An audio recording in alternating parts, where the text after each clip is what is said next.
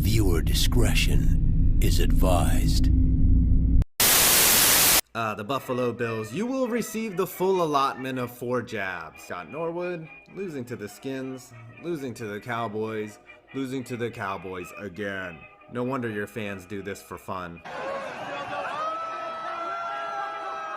Now back to the video, and as I've stated before, 6 NFL teams do not have cheerleaders. They are the Buffalo Bills, the Chicago Bears, the Cleveland Browns, the Green Bay Packers, the New York Giants, and the Pittsburgh Steelers. And for those who came here looking for pictures of cheerleaders, easy there, Tiger. Alright, let's start with the Bills, who at one time did have a squad called the Buffahoe Jills, which is a hilarious name if you consider that Jack is the opposite of Jill, and well, figure that one out yourself. The Jills were in existence from 1966 to 2013, and apparently things went sour when the Jills sued the team for not being paid for the hours they worked. The Bills countered by shutting down the cheerleading team's operation, and the lawsuit is still pending. I do want to say this, probably Buffalo isn't the best environment to have cheerleaders, as of course there is the cold weather, and the cheerleaders aren't that busy considering the abysmal on-field play and not much to cheer for. And you know, the standard occupational hazard of flying dildos. Lastly, most Bills fans are outside of the stadium and are doing this. Now, Buffalo Bills Kim and Terry Pegula. Terry Pegula made his money in natural gas, having started a drilling company in 1983. His company helped develop fracking, which is appropriate because there seems to be a lot of fracking going on in the parking lot at Bills games. Pegula and his wife Kim also own the Sabres, who won't be backing into a playoff spot anytime soon like the Bills did. The last day of the season in a meaningless game. Well, no game is meaningless to Bill Belichick. In 2012, guess who? Ryan Fitzpatrick was on the field as the Bills jumped out to a 21-point first quarter lead on the eventual AFC champion Pats. And I guess the Pats woke up after that because they scored 49 unanswered points, probably after Belichick went apeshit on them for not beating up on the fucking sorry-ass Bills. Former Bills special team coach John Moore learned a few things about Ralph Wilson Stadium, like wind patterns. He also learned that if he opened the tunnel door on the east side of the stadium, it would create wild wind conditions on the field. They even timed opening the door with the opposition's kicks. This went on for about 4 years from 1978 to 1982. I bet they wish they had better wind in this situation. Formerly Ralph Wilson Stadium, New Era Field has gone through many recent upgrades, including the absolutely best parking lot in the history of sports. I mean, look at all the real estate for unbridled debauchery.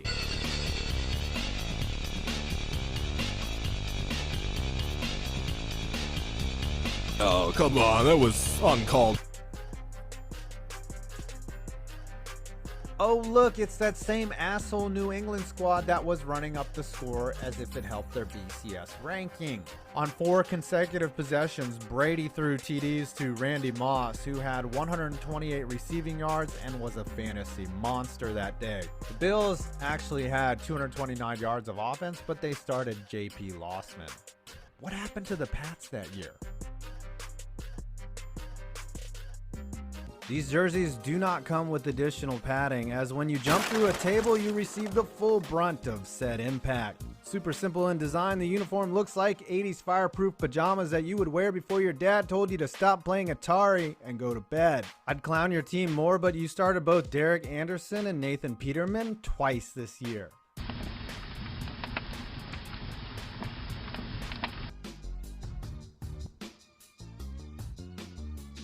I have an idea. Let's card out our severely underdeveloped rookie QB and start him in a year we are competing for a playoff spot and see what happens. You all know what happens next. I'm surprised at this point there isn't a page dedicated to Nathan Peterman at knowyourmeme.com. What a freaking disaster this poor fellow was. He was so bad that the Bills doubled down on stupid moves and brought in Derek Anderson off the street to start not 1 but 2 games over him. It's all good though, Buffalo. You have the QB of the future in Matt Barkley.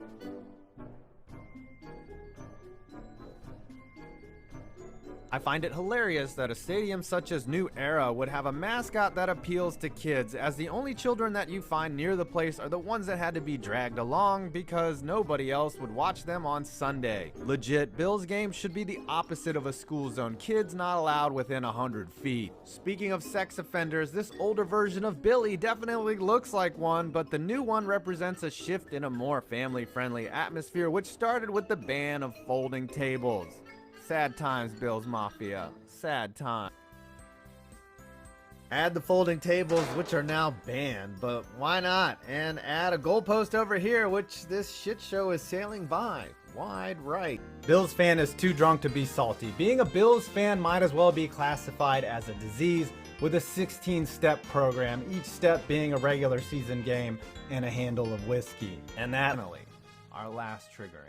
It's such an accomplishment that Jim Kelly, James Lofton, and Andre Reed got into the Hall of Fame, considering they didn't win anything. That Shady McCoy deal worked out, and so did T.O. AB didn't even want to go to Buffalo. That's kind of a dub, I guess. You benched Doug Flutie in favor of Rob Johnson before a playoff game that he got you to. How could you cut the GOAT? The miracle happened to you, of all franchises. And on behalf of the NFC East, we all say thank you.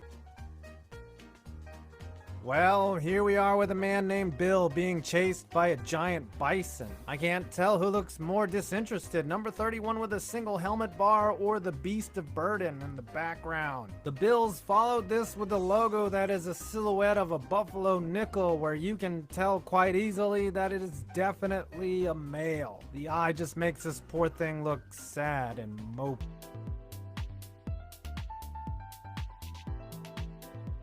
Unfortunately for Bills Stadium, atmosphere was only worth 10 points on my scoring system. Yes, it's been renovated several times, however, let's look at the place objectively. It has an outdated 70s style design, it's located far away from the actual downtown cool areas of Buffalo, and the place is a freezing nightmare, whiter and colder than Luka Doncic in the playoffs. Despite my low rating, this place is probably the most loved stadium by its fan base, but I can't quantify that. Flame away. His career as head coach might have gone differently had Jim Kelly not taken a 3-year detour in the USFL, but Hank Bulla went just 4-17 in 21 games. Hey, Hank could have been the one to lose 4 straight Super Bowls. Interesting enough, he never got to coach a full season. He was an interim head coach in 1985, and he was fired after his first 9 games in 1986. Damn, son. The Bills were hot garbage in the late 60s, but it wasn't always like that. Immediately before they started losing in 1967, the Bills had won 4 straight division titles from 1963 to 1966. Did somebody say 4 straight? They were a juggernaut in the early days of the AFL, and it all came crashing down. Quarterback Jack Kemp lost his touch. He was injured along with all his replacements, and the departure of Lou Saban left a vacuum at the head coaching spot that wasn't truly ever filled until he returned in 1972. Of course, you know who else drugged them out of obscurity and carried them back to the playoffs, right? Even with recent renovations, there's absolutely no way the near 50-year-old Highmark Stadium could host a Super Bowl, nor could the small town of Buffalo handle all the requirements. Even if the evil Pagulas sham the city into paying for a new stadium, there's no way the hotel requirements get met here, not to mention the brutal weather. And where is the game day experience going to be? In the wild-ass Buffalo parking lot? Though I suppose that would be pretty cool. Also, the Pagulas. To no one's surprise, the Bills' worst home loss was handed down by the Patriots, and not just any Pats team, the 2007 Juggernauts that went 16-0 and ran up the score on everyone as a giant FU for the whole Deflategate thing. Randy Moss caught 4 touchdowns, and the defense held J.P. Losman and the Bills' offense to 10 points. The worst part, the game was on Sunday Night Football. If watching Josh Norman get stiff-armed into the Shadow Realm wasn't enough, you guys unleashed the most painful 13 seconds the world has ever seen. Seriously, you didn't think there was enough time, but somehow there still was. Now you're gonna cart poor Josh Allen out there until he looks like this. With no rings, at least you have an Applebee's in town. Spent a lot of time trying to figure out which one I like more, the ambiance or the decor. Probably the least aesthetically pleasing stadium on this list, but it has the most character. With friends like these, who needs amenities? Opened in 1973, Highmark, better known as Ralph Wilson, features one of the most basic stadium designs in the NFL, and despite recent renovations and a storied history, has been slated for replacement in 2026. Nobody was surprised by the outdated stadium's demise. However, many were shocked by the near $1 billion in public funds that have been earmarked for the new open-air stadium. Ah yes, leveraged taxpayer funds at work. In the approved plan, Highmark will be demolished and replaced by a 62,000-seat stadium on its old ground. That's 10,000 less than the old one. Let's hope the parking lot gets upgraded to softer concrete. New Bills Stadium, Buffalo, New York. Now, this one had the potential for being the most expensive 100% publicly funded stadium ever, but thankfully that was negotiated down. It was originally reported that the Pagulas, who owned the Bills, wanted the entire stadium publicly funded, but instead the state of New York and Erie County ended up shoving in about $850 million. New Bills Stadium is set to open in 2026. Hopefully those tax dollars get medical tents built outside the stadium, too. Buffalo Bills. Bills Stadium, which is nearly 50 years old, is the NFL's version of Roadhouse.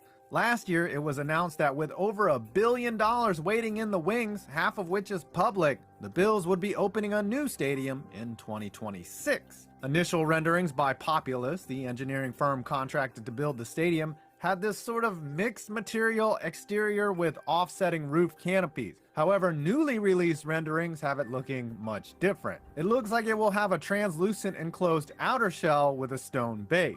The architects have stated that this will be a football-first venue and will leave no stone unturned both inside and outside. Inside the stadium, it appears it will have a fully encircled roof now, along with ultra-steep seating to put the fans right on top of the action, just like Bills fans being right on top of folding tables. I'm seeing multiple seating tiers and a fully immersive LED lighting system. The planned capacity is about 62,000, so it should be an incredibly intimidating and fun atmosphere. I'm gonna assume it'll be a natural grass surface, and it still looks to have some open air elements as well. Overall, I love these new renderings. It looks like they are going to keep the building very Buffalo while still modernizing and upgrading. Can't wait till it's open. The 90s Bills. The most obvious choice imaginable, as the 1990 to 1993 Bills remain the only team in the Super Bowl era to make the Super Bowl 4 straight years. If you know anything about NFL history though, you know they came up short with 0 titles. But the Bills remained consistently competitive throughout the entire decade, making the playoffs 8 times and finishing with the 3rd highest win-loss percentage. Still, most people will never be able to look past their dreadful Super Bowl performance. Buffalo. The Buffalo Bills are such a disgraceful franchise that you can find ways to insult their fans of any age. For Bills fans old enough to remember the 90s, mentioning 4 straight Super Bowl losses and Scott Norwood missing wide right does the trick. For the Gen Z Bills fans, missing the playoffs 17 straight years and winning 0 playoff games for 24 years should suffice. You had to deal with the Pats dynasty for 2 decades, and now that that's over, you have to deal with Patrick Mahomes. Josh Allen still has to prove that his 2020 season wasn't a fluke, and Cole Beasley is a blithering idiot wannabe rapper and says he won't get vaccinated because it's not God's will, yet will take shitloads of painkillers and get invasive surgery with no problem. God help us all. Billy Buffalo. Bills. Billy looks like he just ripped a wet fart and has to change his underwear, but doesn't want to tell you about it. The rest of his look is pretty solid, but they messed up the face too much to make it a truly great mascot, which is a shame since his rugged good looks are the type that my ex-wife appreciates. God damn it, Deborah. Rating, 6 out of 10. Buffalo Bills, Jim Kelly. Josh Allen will one day take over this spot, but for now, Kelly is still the guy. The Hall of Famer made 5 Pro Bowls and 1 first-team All-Pro during the team's glory era. Of course, with Kelly and the 90s Bills, it's impossible to overlook them losing 4 straight Super Bowls, but on the other hand, making 4 straight Super Bowls is insane, and Kelly did his job well enough to win versus the Giants in 1990. He wasn't a great playoff quarterback and didn't play for that long compared to other Hall of Fame quarterbacks, but he's earned his distinction. Buffalo Bills, Dan Derrick. Derrick might have thrown an almost unfathomable 4 touchdowns to 22 interceptions in 3 seasons with the Bills, but at least they didn't waste a high draft pick on him. In Derrick's defense, maybe he was too distracted by teammate O.J. Simpson's incredible class and respect for women to focus on becoming becoming a good quarterback. Yeah, let's go with that. Buffalo Bills, Super Bowl 25. The Bills came into Super Bowl 25 as 6.5-point favorites. They were going up against a backup quarterback and had just won the AFC Championship game by 48 points. It was almost a certainty they were going to win a ring until it wasn't. They blew a 12-3 lead in the first half and a 19-17 lead in the fourth quarter. Of course, everybody remembers the ending with Scott Norwood shanking a game-winning 47-yard field goal. And to think, this was by far Buffalo's best Super Bowl appearance. Tough scene. Buffalo Bills, Tremaine Edwards. Edwards has gotten a lot of publicity throughout his career for being extremely young and putting up lots of tackles, but he has been very weak in pass coverage over the past 2 seasons. And in today's NFL, that's more important than being a good run stop. Buffalo Bills, Jim Kelly. I know Kelly is in the Hall of Fame, and I know he was a very good quarterback who had a few great seasons, but his career was relatively short for a Hall of Fame quarterback, and he was a terrible postseason quarterback outside of 1990. He was bad in 3 of the 4 Super Bowls he played in, and his backup quarterback Frank Reich has the most famous playoff win for the Bills during their Super Bowl runs, their famous comeback versus the Oilers. Kelly is basically a slightly better version of Boomer Esiason, who has never come close to sniffing the Hall of Fame. Buffalo Bills, Josh Allen. Pretty easy choice here. Allen has solidified himself as an elite quarterback after 2 straight monster seasons. His ascension to stardom is why teams will continue to take chances on supremely physically gifted quarterbacks who have serious flaws coming out of college. If he can stay healthy, he should be a Hall of Famer someday. Buffalo Bills, Josh Allen. Allen is rightfully considered in the upper echelon of quarterbacks in the league right now, although his regular season efficiency stats last year weren't as great as you'd think. He's basically what Lamar Jackson supporters think Lamar is. Verdict? Properly rated. Buffalo Bills. Josh Allen has made insane strides since he entered the league, but there's also no denying that he's still Patrick Mahomes' bitch. In each of the last 2 years, he had to sit and watch Mahomes have the last laugh against him in the playoffs at Arrowhead. It's a constant reminder that Mahomes remains the top dog amongst the next generation of quarterbacks. Allen will always be the Vegeta to Mahomes' Goku. Also, great job, Bills fans, on bitching and complaining so loudly that you got the overtime system changed because your first-ranked defense lost the overtime coin toss and couldn't get a stop against Kansas City. Guess who literally lost the overtime coin toss to Kansas City and got the ball back and won? The Bengals the very next week after you. How about this stat? From 1990 to 1993, Bills starters went 14-0 against the NFC in the regular season, yet 0-4 against the NFC in the Super Bowl. Sucks to suck. Seen a little Patrick Swayze vehicle by the name of Roadhouse? Swayze plays a bouncer who knows martial arts or something and works as a cooler at the Double Deuce, a roadside bar where anything goes, from hard drinking to brawls and maybe even the destruction of tables. New Era Field in Orchard Park, New York is the Roadhouse of the NFL, and there's no cooler to keep people in line. It's home to the rowdiest fans in American sports, a gutsy team led by a rough and tumble quarterback with a cannon arm only matched by the velocity at which dildos fly from the stands, and a parking lot where folding tables come to die. Is it a perfect venue? No, but it's one of the most charming and certainly among the grittiest in football, with enough history to make it a legitimate football monument. Even with all this, the semi-nameless aging stadium is in danger. Bills Stadium is football's majestic Double Deuce, where anything goes, but it's not going anywhere. Why the NFL's Roadhouse is here to stay is coming up.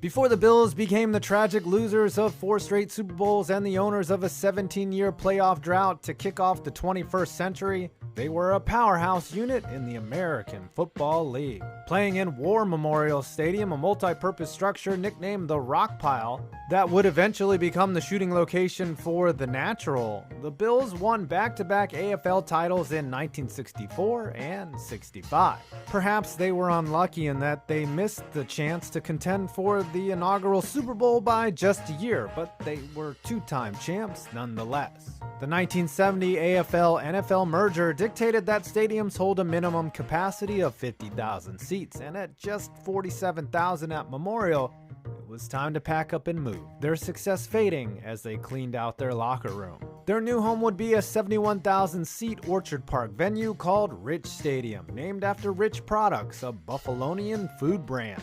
Ralph Wilson matched Rich's $1.25 million offer to name the stadium simply Buffalo Bills Stadium, but the county legislature gave the rights to the Foodies, and the name would remain the same for a quarter century. There's also the matter of an alleged curse. When the stadium was being built, there was a small family cemetery just outside the parking lot, a series of marked graves belonging to the Sheldon family, who buried their dead in that cemetery from the 1830s up until the Second World War. Ralph Wilson did the right thing. He didn't move the cemetery and exhume those bodies in repose, but it did force him to rotate the direction of the stadium. That meant the open ends of the stadium would be downwind of Lake Erie, creating brutal winds that make kicking a football like playing Operation with Michael J. Fox. I am going to hell. There's no denying that twist of fate has changed the outcomes of many games. But is it the reason for the other pain? 4 straight Super Bowls squandered, Thurman Thomas missing helmet, the alleged lateral from Frank Wycheck?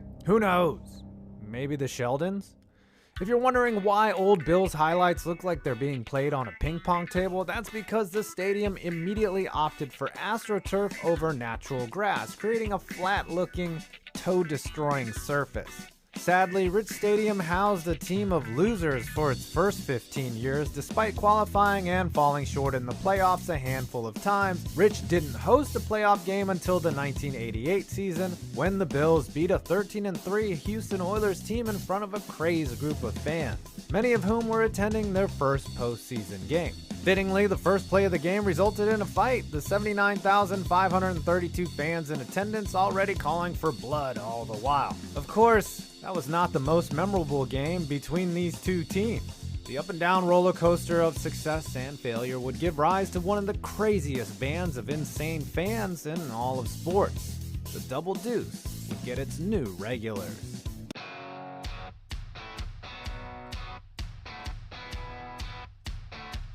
Cut to 1993. The Bills had already played in 2 straight Super Bowls, losing both. The squad of starting quarterback, Jim Kelly. Future Colts head coach and Kelly's backup, Frank Reich, found himself in a 35-3 hole in the third quarter. Even Bills fans, perhaps the most loyal in the league, had headed for the exits. And then, magic. Flipped a collective U-turn and tried to re-enter the stadium to witness history. When they were denied at the turnstiles, they climbed the chain link fences and returned to their seats. The game, dubbed simply the comeback, became legend, and everyone in Buffalo claimed to have seen it in person. 70,000 people were at that game, Bills coach Marv Levy said. I've already met 400,000 of them. They lost the next 2 Super Bowls, but the era of prosperity in Buffalo ended, the door being shut by Kevin Dyson and the Titans in 1999. But as the Bills suffered a 17-year playoff drought from 2000 to 2016, the fans remained in the stands and certainly in the parking lot. The age of camera phones and social media allowed the world to see Bills fans as the crazed lunatics they are, in the best sense of the term. Bills Mafia rose to prominence, and their stadium, renamed Ralph Wilson Stadium in 1998, was their safe house. The name #Bills Mafia arose in 2010 from a Twitter beef with news anchor Adam Schefter, who began to block Bills fans en masse after they believed Schefter held some bias towards Buffalo. Bills fans embraced their sense of organized movement, of retribution against him, and the term #Bills Mafia became an appropriate rallying cry to immortalize the feeling. Bills Mafia may have been vicious online, but they're unparalleled in person. The Ralph Wilson parking lot became the drinking of 100 proof alcohol out of bowling balls, fans lighting themselves aflame, and of course the rampant destruction of fold-out tables. The lot was populated by characters like Pinto Ron, who hasn't missed a Bills game, home or away, since 1994, and the late Pancho Villa, a superfan whose dedication to the team was emblematic to the Mafia. At the start of the 2018 season, Erie County tried to be Dalton, saying those who took part in the Buffalonian sacrament of table slamming would be arrested. Something about it being dangerous, I guess. Will that last? Who knows? Like Michael Corleone and Officer McCluskey, the police are no match for the Mafia. Anyways, here's Bills owner Kim Pegula doing shots at a tailgate in 2019. And here's to the hatchet throwing station they installed that same season, because you know what's safer than a table? A blacked out Bills fan throwing a hatchet. And even with craziness like this on the outside, it's the building itself which is in the most jeopardy.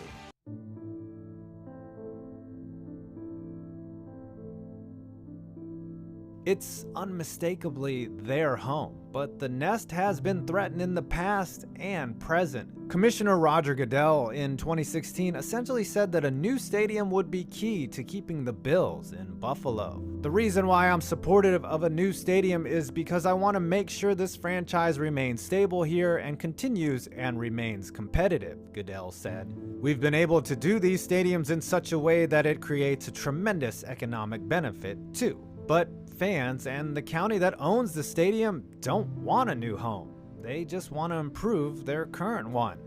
We know if we can extend the lifespan of that stadium for another 25 years, and if it worked for our market, why would we not do that? Erie County Executive Mark Poloncarz said about the NFL's desire for a new stadium. Buffalo did it before, and they can do it again. The stadium was renovated or altered first in 1984, then in 1992, 94, 2003, 2007, and finally the team was granted $130 million in 2013 to renovate. The stadium got 2 new LED replay boards, larger entrance gates, more concessions, a new team store, and a life-size statue of the late, great Ralph Wilson. The NFL clearly wants a new home to drive revenue for a small market team, but the Bills and their fans deserve a stadium as gritty as they are. When the San Francisco 49ers moved from historic Candlestick to Levi Stadium all the way to Santa Clara, the overpriced corporate monument neutered the rabid spirit of the 49ers fans. And the new draconian rules prohibit any sort of tailgating in the parking lot whatsoever. That can't and won't happen to Bills fans. They belong in their stadium, not a new sanitized one that prioritizes corporate interests and suites over the hardworking, courageous, and extremely flammable mafiosos of Buffalo. There are plans for a new stadium, but upon closer inspection, plans might be a strong word. There's no set location, no specifications, and no contracts awarded. In other words, get used to New Era Field or whatever it's about to be renamed. But perhaps it's best to call it the Double Deuce, the rowdy bar from Roadhouse that best explains the experience of attending a Bills game in person. And not even Patrick Swayze could cool the Bills Mafia. Like Frank Reich and the boys in the '92 wildcard game, they'll always be coming back. 50% this season from between 30 and 40, as you saw.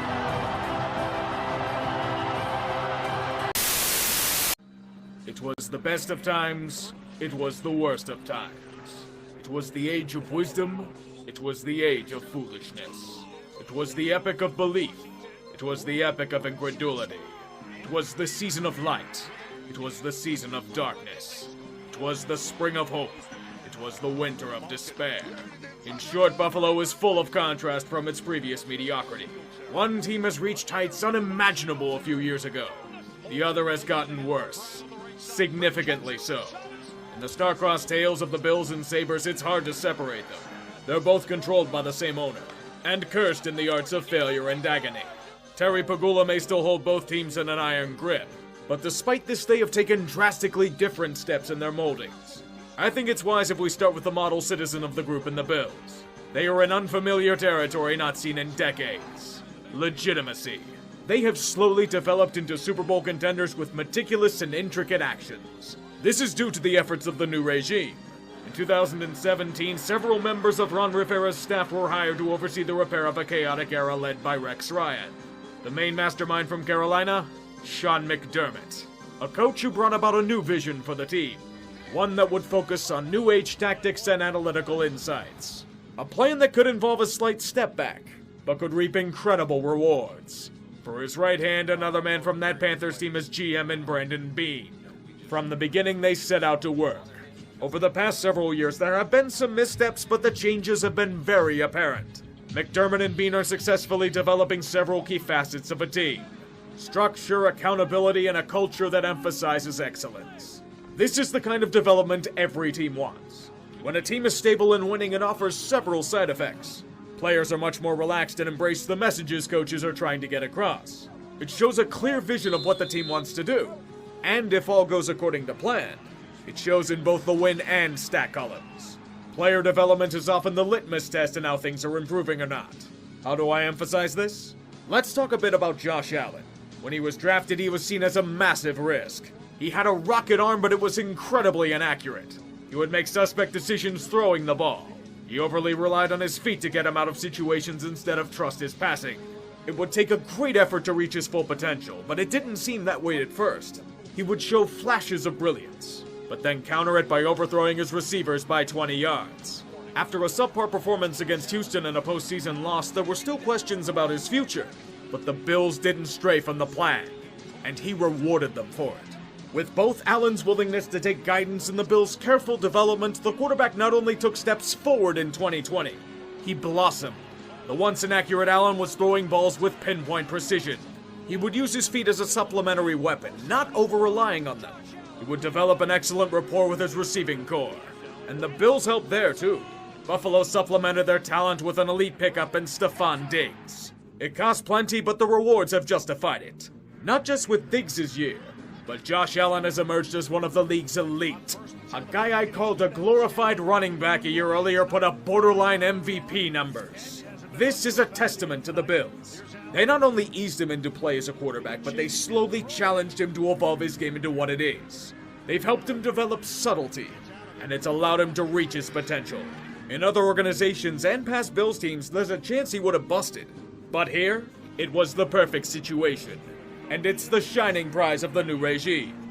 It shows in the draft, in free agency, and in re-signing players. They don't act desperately, but tactically, filling holes when needed with options from within or free agents that fit the scheme, those that will best fit the players around them and the coaches guiding them. To another Buffalo team, this should be heartening, but it's far from the truth. The Sabres have been an absolute mess in this regard since the Pagulas bought them. In this case, I have to point to 3 players at minimum: Casey Mittelstadt, Rasmus Ristolainen, and Rasmus Dahlin. All 3 are incredible talents that were drafted with elite upside. Dahlin was considered to be one of the best defensemen in a draft since Victor Hedman. Despite this, thanks to the lack of direction and instability of the Sabres, all 3 have stalled out in some fashion. Mittelstadt can't gain traction in the lineup. The only winning Ristolainen is doing is the Masters. If this were golf, he'd be Tiger Woods. Dahlin has had a nightmarish season, and also in contention to get a hypothetical green jacket as well. This is what happens when you have a mishmash of different directions, coaches, and personnel moves. You get the Sabres. They both try to do way too much to fix it, yet do the bare minimum with unqualified and underprepared individuals. No matter what they do, what they try, and how they approach, nearly every move has backfired significantly. Veterans, rookies, players on the upswing, declining players, big contracts, low-risk maneuvers, they all failed. But at least one was looking good at the start in Jeff Skinner. As a buy-low acquisition from Carolina, Skinner was entering a contract year. He was a wildly inconsistent player, but one with skill, and a guy who could thrive with an elite center. Let's just say he had that in Buffalo. Locked on a wing with Jack Eichel, the former Hurricane had a career season, potting 40 goals and enticing many suitors in a free agent year. However, there was reason to be skeptical. Skinner is a highly streaky player who is merely a complement to a line. He would be grossly overpaid on the market, and there was a chance they wouldn't get the return they desired. But Buffalo and the Pagulas specifically demanded he be back. In standard fare, Terry would twist the arms of management despite their concerns. I get that Skinner had a great year, but at $9 million per year for 8 years? What in the literal fuck? Elite money for a complimentary player? With this move, the Sabres showed themselves as desperate, and desperation always leads to disaster. If only it were just that bad for them. Jeff Skinner is not only disappointed, he's flat out vanished, as a man paid to score the first year of the deal only netted them 14 goals with first-line minutes. Now it's even worse. 2 goals scored on the year, $9 million lurking in the wastes, and it toils on the 4th line at best. Skinner has even been a healthy scratch on numerous occasions. To call it one of the worst deals in hockey is an understatement, and he can join Kyle Okposo in that regard. Thus leads to the major issue of the Sabres. Unlike the Bills, they lack competent and experienced hockey men to lead the way. In the beginning, it was Russ Brandon and Pat LaFontaine, both of whom had no experience as hockey executives. LaFontaine left after a few months, and Brandon stepped aside in 2018 after workplace harassment allegations came to light. Thus, the Sabres devolved from Russ Brandon to Terry Pagula's wife. Call me a sexist pig all you want, but what the fuck does Kim Pegula know about running a hockey franchise? Apparently it involves running it like a tyrant and creating a toxic culture. Instead of trusting to those that know what they're doing, the Pagulas surround themselves with friends or family, or worse, themselves. And it shows in the hockey product. Fortunately for the Bills, this instability and insular thinking has not affected them. The singular vision of Bean and McDermott has bore great fruits. After several years of teasing their ability, Buffalo emerged as one of the legitimate contenders of the AFC. A 13-3 record is merely evidence of the Herculean changes made to the organization over the past few years. Every move made with care. Every player developed with the team's best interest in mind. Every asset maximized. These have led to heights the Bills merely had in their dreams. Clinching the AFC East title and winning playoff games. Both done for the first time in 25 years. The Bills are back. And the fan base has been galvanized by this maelstrom of success. Yes, they may have been smacked across the board against Kansas City in the AFC Championship game, but they should not let it haunt them too much. It was a fantastic season for them, and the Bills should view this as a learning experience, to better themselves for next time. Their true prize is one not seen on the field. It's in building a culture of winning. This is one of the most desired things for any organization. Such a strong and viable atmosphere is what players and coaches are attracted to when looking for a place to stay. Players will come cheaper to join or re-sign. Excellent assistants will be eager to stay until a better opportunity arises. The rank and file of an organization craves structure. Just ask any employee of a given business. A bad team would not get Matt Milano to come back on a cheap deal like that if there weren't organizational intangibles. Those with strong leadership at the top will attract the best, and the Bills are reaping such rewards. As for the Sabres, they too are building an impeccable culture, one of losing. And unlike a positive one, it's endemic in every aspect of an organization. No matter what you do, who you hire, and even if you blow everything sky high, if you can't get rid of the stench of failure, none of the moves will matter. There are countless stories of players coming to Buffalo, rotting away only to immediately emerge as good players elsewhere. Robin Lehner. As a Sabre, his career was on the brink. Despite his efforts, the team was still terrible, and it affected him personally. He stated his time was clouded with an atmosphere of negativity as he was cast aside as a restricted free agent. Once free from the shackles of Buffalo, his career rehabilitated. With proper insulation and structure from the Islanders, Lehner not only became a fan favorite and champion of mental health, he won a share of the fucking William Jennings Trophy. Evander Kane. In Buffalo, his reputation was one of being a total cancer. Arrests for bar fights, questions about his dedication to the game, and being ineffective at ailing Buffalo's woes. Cue a big trade to San Jose, and Kane becomes a key asset to their team as well. There hasn't been a peep of criticism about him from the Sharks brass. Some could say he's matured and become a leader on the ice. Off of it's still a bit of an issue, but it's unrelated to hockey itself. He's been a fine asset to San Jose. Ryan O'Reilly. The local boy admitted the Sabres ripped out his passion for the game. The losing culture had permeated him whole. As a $7.5 million bonus came due, the Pagulas didn't want to pay it. They forced Botterill to ship him off beforehand or else face their wrath. Being traded for a fractional cost was the best thing that could have happened to him. As a St. Louis Blue, he became a key contributor to their Stanley Cup run, would win the Conn Smythe Trophy that year, and eventually grew to earn the captaincy. These are not independent issues. This is the fault of the organization itself. And this culture of losing has let its fury be known to this very day. After a COVID outbreak struck the team, they fell into a tailspin. On traditional cue, Buffalo has lost 13 straight games this season. They've lost 17 of 19.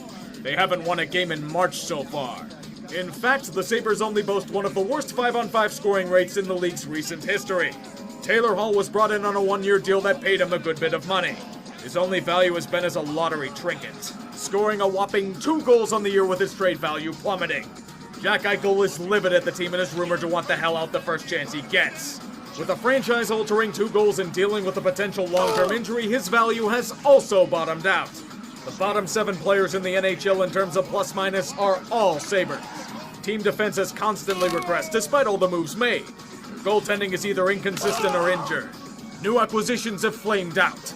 Their third best scorer is Tobias Reeder with 5. Ralph Kruger has faced the wrath of the fan base and media for his baffling decisions, but this culture has been years in the making. He may be doing a poor job, but many coaches have been and would be here as well. Kevin Adams was thrust into the GM role after Jason Botterill blew up like every single move he made. He has no experience and seems to have no idea what to do. I don't blame him. Being tethered to awful Kalak Boso and Jeff Skinner contracts makes this an incredibly unattractive job. I won't say it's the nadir because every time we say that, it goes lower. Would you support a team that insults their alumni by having them wear Chinese knockoff jerseys? How the fuck do you misspell Andrachuk? He was one of the best players this team has ever produced! It reeks of both ignorance and ineptitude. And the Pagulas sit on top of a mountain of shit so high they can't even smell the fumes. Under their direction, the Sabres are becoming the Cleveland Browns of hockey. A team only known as a punchline, a means to an end for real contenders. The Factory of Sadness may have left Cleveland, but it's relocating to KeyBank Center. A fitting home for what will be a decade without a playoff berth. So you may be wondering how the Sabres have suffered this fate, but not the Bills. That part is easy to answer. It's because the Pagulas don't have their grubby little hands caressing over everything. They have allowed the football men to do their jobs without interference, either by contentment or lack of caring. And the Bills have been saved of this wrath. It's such a disparity that creates the duality of franchise you see in front of you today. Two teams on completely different trajectories, but started at the same spot. I hate to say it, Buffalo, but your main comparison here is James Dolan. People tend to forget that Dolan also owns the New York Rangers. Despite his well-publicized antics with the Knicks, James takes a hands-off approach with the hockey team. He has allowed the hockey men to do their jobs. And while it hasn't led to any championships, it has spared them from many off-ice issues that Dolan has afflicted the Knicks with. Even for the Bills and their success, I still worry about them. Not because of what they're doing, but who they're owned by. The Pagulas will probably meddle in their affairs at the first sign of trouble. And even worse, their business assets have taken a bit of a hit. They can't just drill another well to generate funding anymore. They capped off their natural gas wells a few years ago. And there's a good chance they aren't going to be back to running for a while, if ever. I beg of them, do not meddle with the Bills. McDermott and Bean have worked too hard to have their vision come crashing down around them. One slip up and they fall back to the hell that plagued them for almost 20 years. And as you can see from the Sabres, anger can quickly turn to apathy. And that is the worst place for a franchise to be in. It's the disparity that separates these teams from Buffalo. And if they're not careful, the Pagulas will become the most hated people in town.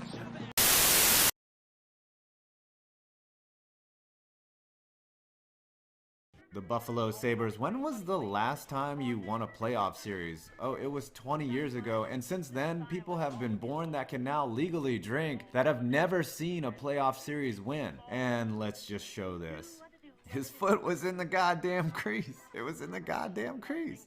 Seems like Terry Pegula pretty much owns everything in Buffalo, as he also owns the Bills. He made his money in natural gas and real estate. I also found this vintage footage of him starting the tradition you see at every Buffalo tailgate from here on out.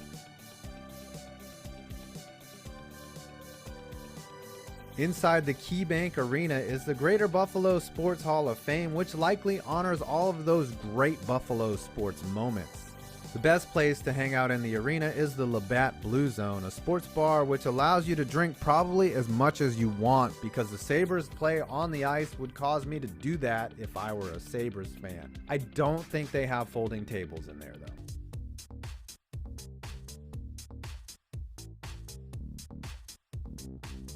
The Sabres have had 3 9-goal blowouts. 2 of them happened in the 88-89 season, 1 to the Whalers and 1 to the Flames. But the sadness is reserved for their 9-goal playoff loss to the Bruins in 83. I guess the Sabres celebrated 422 hard as Boston took a 3-2 lead in the series and then eventually won it 4-3. Despite having Hall of Famers Ray Bourque and Brad Park, they would lose in the next round, causing Bourque to eventually say, F this. And now for the #1 most cheatingest moment. None of these NHL scandals involved international espionage and meddling in the Cold War, but this one did. In 1988, the Sabres decided to draft Russian superstar Alexander Mogilny, even though as a member of the Russian army team and archenemy to freedom, he was not permitted to play in the U.S. Having met Mogilny in Alaska a year prior at the World Juniors, Sabres exec Don Luce had a plan to extract his potential star 4 months later at the Worlds in Sweden. After the Russian team won the tournament, they were given a day off. Sabres GM Jerry Meehan met Mogilny at a shopping mall, with him running to their car as they were being chased by Soviet agents. They laid low in the Swedish countryside for days until finally getting clearance to enter the US. The USSR was really pissed about this, but 6 months later the Berlin Wall came down and Mogilny would already be playing in the NHL. And he was a stud, scoring 76 goals in his 4th season, not being killed by the Russian mafia. Damn, Buffalo had to go all Mission Impossible just to get some goals.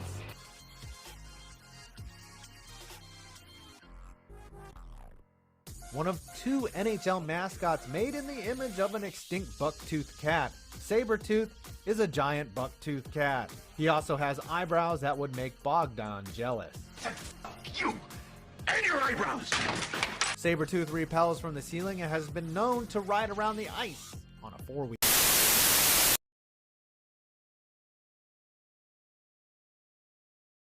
And it's mind-blowing. Like, I don't need a Jerry Jones type of owner. Like, I need an owner who's going to answer the fans when they misspell names on jerseys and have Chinese knockoffs on alumni. Like, what is going on? Like, what are we doing? Have they ever sucked the passion out of you like they have me? I don't need a damn camera in front of Terry Pagula every single day, but address our concerns. Be there when you screw up. Answer for the mistakes. Be accountable. And just don't hold yourself accountable. Go hide in your house in Florida. Like, what is this? Get in front of the camera and at least make us feel that we matter. That we matter to you. Like, I'm sick of it, Bulldog. I'm sick